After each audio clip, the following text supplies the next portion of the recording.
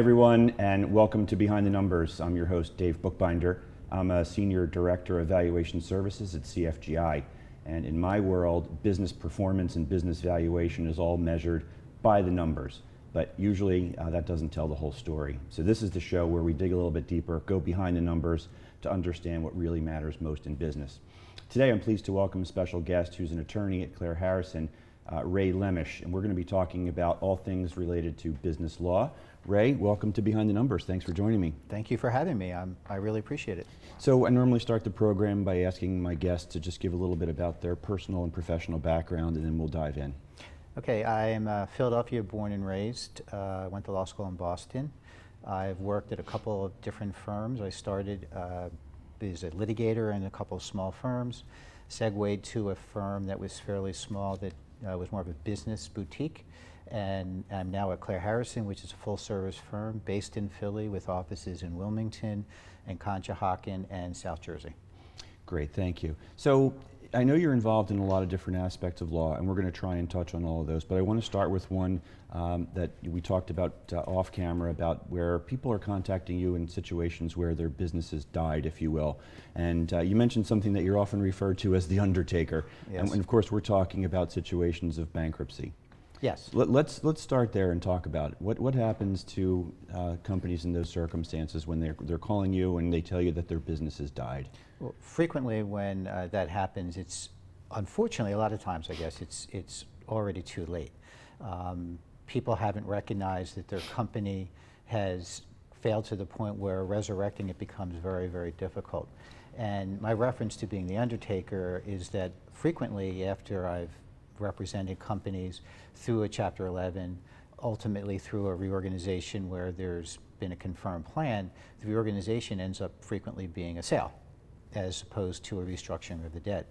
And I've had more than one client come up to me afterwards thanking me, telling me I did a really nice job, and telling me that they hope they never talk to me again. Because again, they think of me as the Undertaker because I have now buried their business. Sure. I think it might make sense real quick to just talk definitionally Chapter 11 versus Chapter 7. Chapter 11 is the restructuring, reorganization aspect of the bankruptcy code. Companies, some individuals, high net worth individuals can go through a Chapter 11 where the goal is to restructure the company in some fashion and then reorganize through a confirmed plan, the plan being a contract between the company and its creditors, all of its creditors and its equity holders. And in that circumstance, the hope is that the company will come out on the back end. Now, that's frequently the case, but a lot of times it's with different owners, i.e. a sale. Sometimes, I'd say most of the sales are in a bankruptcy are not an equity sale. They're not a sale of ownership interest. They're a sale of assets. And that's the way it works. In a Chapter 7, that's a straight liquidation. You go into a Chapter 7 either as a company or an individual. A Chapter 7 trustee is appointed, essentially becomes the beneficial owner of all the assets of the debtor, and the trustee's job is to bring assets into the estate, reduce them to cash, and then make a distribution to creditors. So for we'll call them the non-business viewers in our audience, when they see on television that a company has filed for bankruptcy, is that typically the 7 or the 11? I'd say typically it would be an 11, I think. I think individuals, typically when you hear bankruptcy, it's probably a 7. Okay. But there's mixing and matching, and it's always hard to tell. And are there forced versus we'll call voluntary bankruptcies? Yes, there's the voluntary bankruptcy is when the company itself makes a determination that it needs to seek the protection of the bankruptcy code in order to continue to operate. And by that I mean once a company or individual files bankruptcy, it stops collection efforts. So it stops efforts by creditors in their pursuit of claims and or value from the company, lawsuits, things like that. Gives the debtor what is called the breathing room and an opportunity to have a fresh start. And that would be the rationale behind coming into bankruptcy voluntarily. Also, there's a circumstance where 3 creditors may come together and file an involuntary bankruptcy against the company. That usually happens when the creditors feel that the company management is probably not being upfront with them, and they think the company management may be doing things and lining their own pockets perhaps, or perhaps paying with whatever dwindling assets the company has, preferred creditors, and these other creditors are concerned and want to make sure that there's a ratable distribution to all creditors. So they'll file an involuntary, and frequently involuntary start as Chapter 7s, which are liquidations. Then the company or the individual would have a right to convert that to a Chapter 11 if they wanted to, and if they were in the right position to do so. Yeah, so the recurring theme in your answer there was the word creditors. So is it always a circumstance where a company is put into or chooses bankruptcy because they're unable to service their debt, or are there other reasons why companies might pursue bankruptcy? I guess there are a variety of reasons. I think the most compelling reason is because of creditor pressure. Mm-hmm. And generally when companies come to me, a lot of times companies will come to me and they'll say, we need to file a bankruptcy, and my first question is why? What's about to happen that is causing you to do this? Is there a creditor that's coming against you? Are you in a situation where you need to rectify certain problems of the business, and do you think bankruptcy will help? And that's the discussion point. It's not always pure creditor pressure. There are sometimes it's a restructuring, just a pure restructuring of the equity and the debt position. And so there's a cooperative nature between the debtor and some of the larger creditors, and the filing will frequently in that situation be accompanied by a prepackaged plan where they've already actually voted on the plan prior to the filing of the bankruptcy. Let's talk a little bit about that concept of reorganization, because that's an alternative to bankruptcy, right? Well, reorganization, you can reorganize in a bankruptcy proceeding. You can also do an out-of-court restructuring where you essentially reorganize without the benefit of the bankruptcy code and the bankruptcy laws. Okay. So is there such a thing as a strategic bankruptcy? Yeah, a lot of companies will do a strategic bankruptcy, and that would be more of the restructuring of the capital structure, the debt structure, maybe turning certain amount of debt into equity, maybe there's a sale lined up, and for some or all of the business assets. And so you're doing it as a strategic maneuver to try and enhance the business value. Okay. Ray, if the audience wants to know a little bit more about you, your practice, how they may be able to work with you, what's the best way for them to contact you? You can contact me through an email, rlemisch@Klehr, Klehr.com. You can always feel free to give me a call, 215-569-4298. That's my direct dial and my business phone. And either of those mechanisms work. You can also get on the Klehr website and look me up if that's what you want to do, and contact me through that process, because then there's a link to my email there. And you can get in touch with me. Awesome. What happens to management, Ray, in the course of a bankruptcy proceeding? Obviously, that depends a lot on the proceeding and the pressures. Oftentimes, especially these days, management is actually sort of displaced before the bankruptcy. Companies will recognize they're having financial troubles. Mm-hmm. The secured creditors are putting pressure on the company to do something, and the secured creditors may have lost comfort and belief in the current management team, and so they put pressure on the company to bring in an outside person, a CRO, Chief Restructuring Officer, who will come in and essentially take over management of the company and operate the company through the bankruptcy and through the process that ultimately transpires. Okay, we only have a couple more minutes here in this first segment, but I wanted to have you touch on the process and the timing, if you will. The process of the bankruptcy, getting into bankruptcy, as I often tell clients when they come to me, is really easy. Corporate resolution, you fill out some papers, you pay a fee, you're in bankruptcy. The key, though, is having a plan to get out of bankruptcy. That is not so simple. Once you're in bankruptcy, you can't just turn around the next day and say, you know, I'm just kidding, I want to get out of bankruptcy. That's not the way it works. And so you need some thought to go into bankruptcy. And although it's true that sometimes there's not a lot of thought you can put into it because of imminent loss of a business asset through some sort of action by a creditor, but if you have the opportunity, pre-planning is very important. And I would say filing a bankruptcy could take as little as literally an hour, but properly planning for it, waiting for like a business cycle. Some companies wait until they're a cyclical business. Maybe they're a seller of widgets that sell most, I guess, best in the Christmas season, the holiday season. Yeah.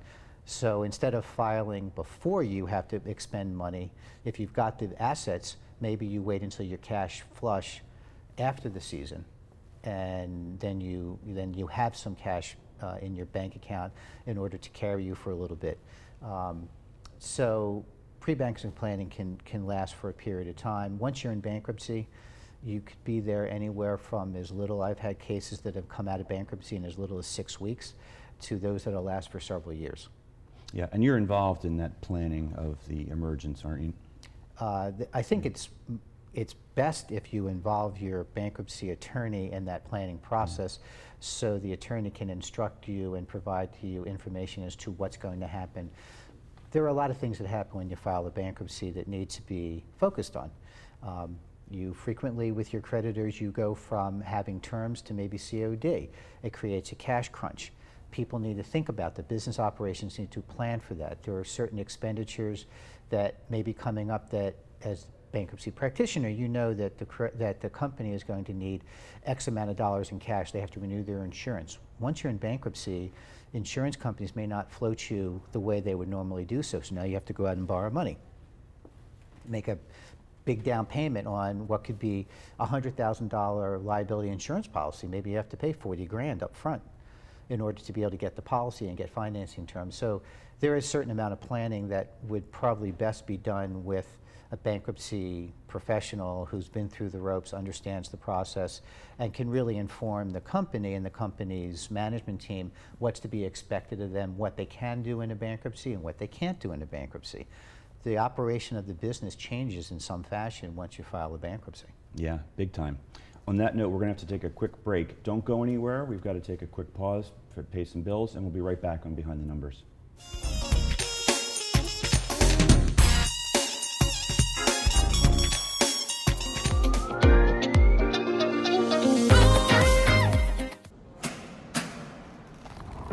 I work 13 hours a day, 6 days a week. So when I'm off the clock, I gotta get stuff done. So when I need a snack, I need something healthy, tasty, and easy to eat. Like wonderful pistachios without the shells.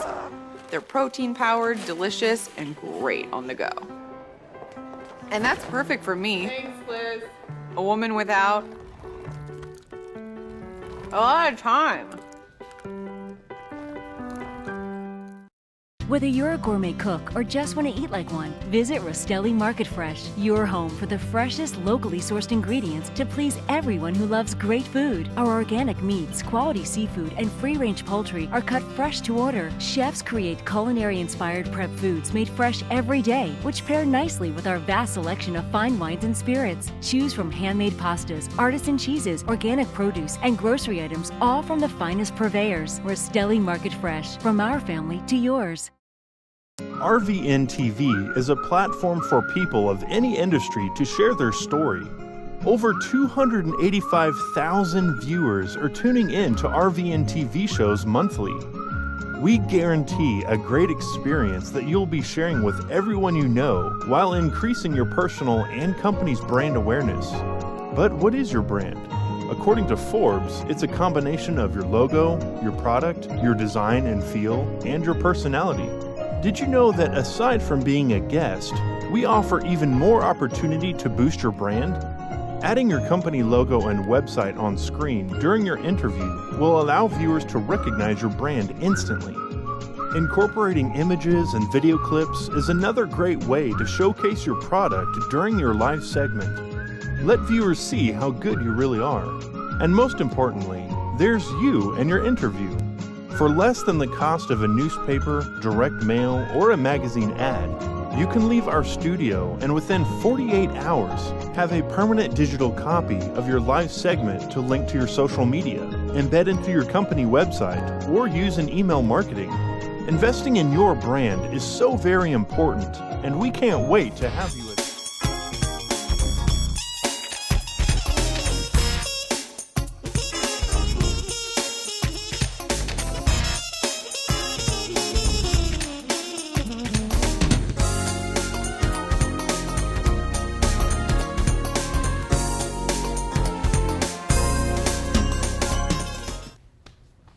Hi everyone, welcome back to Behind the Numbers.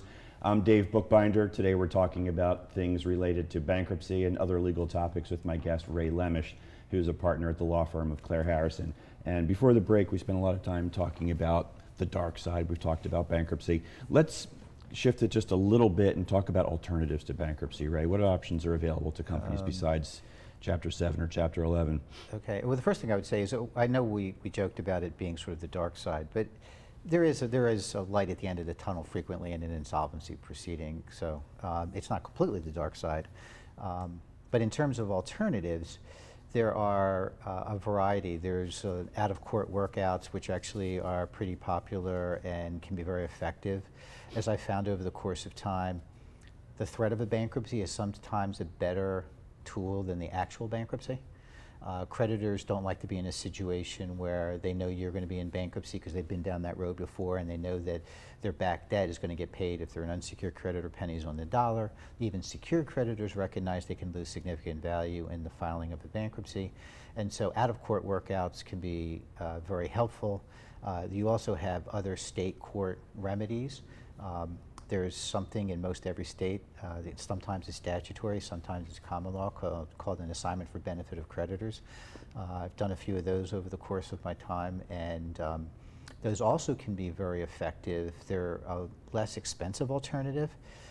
They're also less rigid in the sense that there aren't as many rules. The statutes are fairly skimpy, and therefore there's a little more of a Wild West approach to what you can do in an assignment for benefit of creditors. And in that type of a matter and transaction, the assets of the debtor are assigned to a third party who is essentially the de facto trustee, who is then charged with the obligation of trying to sell the assets. But it's under the state court supervision frequently, although not always, depending on whether you're doing a statutory or common law out-of-court workout in that sense, or an assignment for benefit of creditors. And frequently in that situation, the trustee, the party who's the assignee, has a fair amount of control. And again, we'll go through the process. There's a proof of claim process, there's a distribution process, there's all the things that you would expect in a bankruptcy, but they happen faster and there's with less court oversight. It's more, you go to court to bless certain things, perhaps, but there's not like a U.S. trustee looking over your shoulder who's going to say, you have to do this, you have to do that. The reporting requirements are much less, and as a result, it's a more streamlined and less expensive process, but again, it doesn't have the bells and whistles that a bankruptcy proceeding can actually provide for you in like a Chapter 11, for instance, and therefore it's not something that a more complicated business might want to use. Okay, real quick, and then we're going to move on to other topics, but equity holders, I guess in the bankruptcy scenario, they're out of luck. In any of the alternatives, is there any chance of salvaging any value? Well, even in Chapter 11, equity holders are not necessarily out of luck. It can certainly happen, and it has happened in cases I've been involved in where equity holders retain their value. Frequently, they have to put in more value, new value, in order to keep what they have, and there's a whole process for that, which I won't go into because we're getting too much into the weeds. But it is also frequently the case that the current equity is out of the money and is a loser in that sense. They may be a winner because they extricate themselves from certain personal obligations perhaps, but as a result of that, they're generally not in control of the business anymore. In the alternatives, in an out-of-court workout, then you're still in control of the company and you retain that, generally speaking. In an assignment for benefit of creditors, you're assigning all the assets of the company to a third party. So although the company may still exist, it doesn't have any assets and it has no value. And so it would be, you would say, okay, well, you may still be an equity holder, but an equity holder of what? Gotcha. We only have about 5 more minutes left in the segment. Time flies here. So I want to talk about some of the, we'll call later stuff, more positive stuff, because besides bankruptcy, you're also, we'll call a general business attorney, and you help companies with growth. Organic growth, growth by acquisition. Talk a little bit about that side of your practice. Okay, thank you. Yes, I help companies now much more frequently, and I kind of like that. On a positive side, I've gotten introduced to various companies, helped them raise capital, helped them find targets for acquisition. I don't do the investment banking part of it, but I can help companies make the right decision at the right time. That's the way I sort of look at it. Because sometimes making a decision that could be right in 6 months is wrong today. And so part of that is drawing upon my experience and knowing how the business puzzle fits together. A lot of that through Chapter 11 work, but part of it through my healthy M&A work and just my general litigation knowledge of how things work out and understanding what a company's problems are. I think I'm in a good position to try and focus the company on next steps and how to take a problem that they may see, resolve the problem, and hopefully avoid other problems that maybe they don't foresee. And from a healthy company perspective, it's all about helping the company go forward and develop its plan and help them to achieve their goals. A company may have a variety of goals. They may want to be acquisition focused. I can be very helpful in that regard because one way of getting an acquisition is finding a troubled company. You may get a better deal, but there may be some downside with it. So there are things you have to look at and focus on if you're going to go that route. And even if you think you're acquiring a healthy business or the assets of a healthy business, there's still some things that you may want to look at and some tires you want to kick just to make sure that in fact the company truly is healthy enough that an acquisition wouldn't lead to problems down the road. Yeah, in the very last couple of moments here that we have in the program, talk a little bit about fair consideration, buy side, sell side.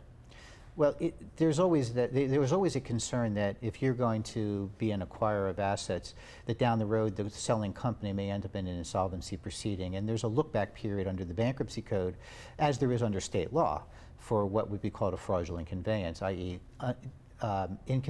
Insufficient consideration paid for the assets sold.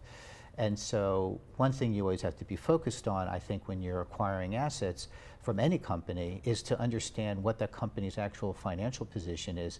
And if there's any doubt, one of the things you may want to do is consider looking for a third-party analysis to prove value so that you know you're paying fair value. And so if 2 years down the road you're sued for some sort of a fraudulent conveyance in any form, you can at least point to an objective standard that says, hey, this is what we did.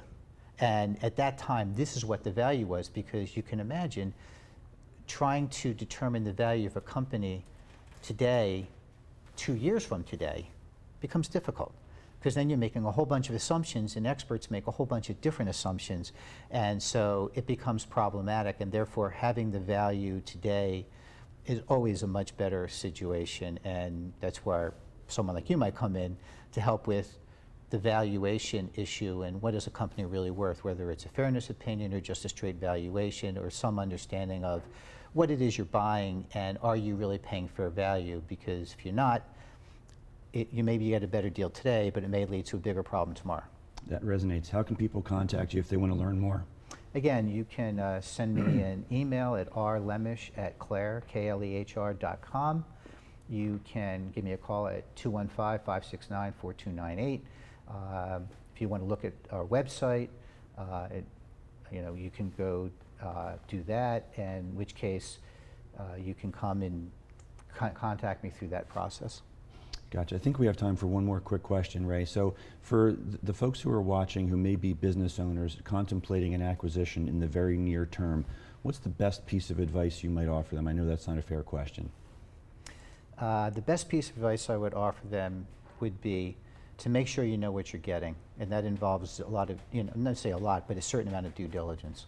And when I say know what you're getting, I don't mean just the sticks and bricks, essentially, of the business assets that you're getting, but understand what it is you're buying into, what's down the road, the company you're purchasing from, what is that company all about? Are you putting the proper pieces in place? Are you getting the right non-competes? Are you really protecting yourself down the road? Are you getting all the IP necessary if you're buying a business? Are you getting the key personnel that might be the key to the operation of the company, an expertise perhaps that you don't have yet in-house? And then, of course, the other part of it is, are you buying an asset from a company that may be sick and you're just not aware of it until you dig a little deeper so you can protect yourself against a potential problem such as a fraudulent conveyance claim against your company as the buyer down the road? That's great counsel. And one other thing that I see and experience an awful lot is the post-merger integration. After the acquisition is done, most deals don't realize the projected synergies, not because of inability to merge systems, but the inability to actually blend cultures and people. I think that's a very important thing, and I think that's something that companies should obviously consider. I don't know how easy that is to discern up front. I think that's just part of your human due diligence as opposed to your financial due diligence, understanding the culture of a company you're buying and making sure it matches with the culture of the company that you currently have. I would agree with your analysis. I think it's a hard thing to peg, but it's an important thing to try and reach. Yep, yeah, no question. And I think we are out of time here on Behind the Numbers. So I want to thank you very much, Ray, for being my guest today. Pleasure chatting the dark side of law as well as the fun parts as well. I'm Dave Bookbinder, and we will see you again next time on Behind the Numbers.